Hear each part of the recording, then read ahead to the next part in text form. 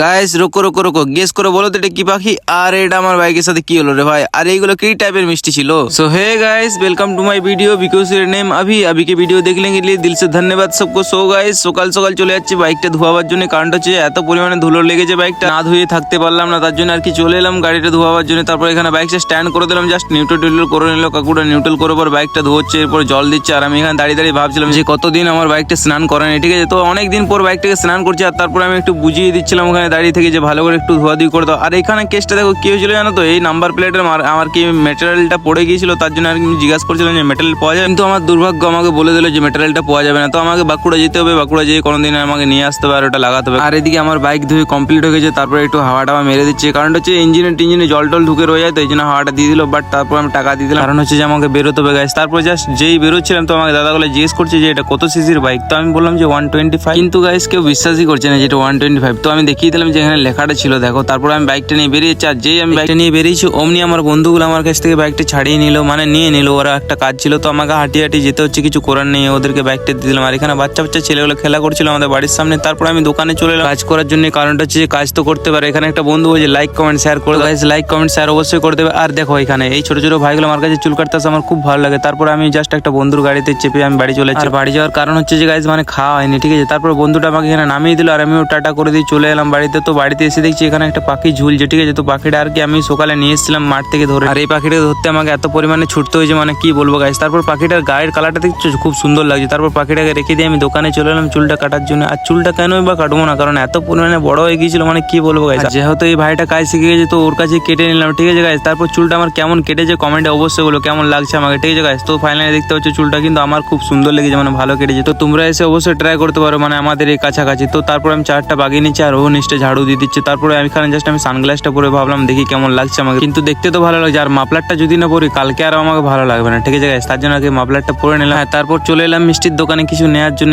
নেবো এটা কি ওটাই ভাবছিলাম। তারপরে জাস্ট আমি কাকুর কাছ থেকে পকোড়া নিলাম, যেহেতু পকোড়া ছিল তো পকোড়া 10 টাকা নিলাম। আর মনে মনে ভাবছিলাম যে 10 টাকার পকোড়া রাত্রে পেরোবো, তো তারপর মনটা বললো যে না পেরিয়ে যাবে। আর যেই আমি উক্কি পেটে চাইলাম দেখছি যে এখানে খেজুর মিষ্টি। সো গাইস এগুলো খেজুর মিষ্টি তোমরা কারা কারা দেখেছো কমেন্টে অবশ্যই বলবে গাইস, ঠিক আছে?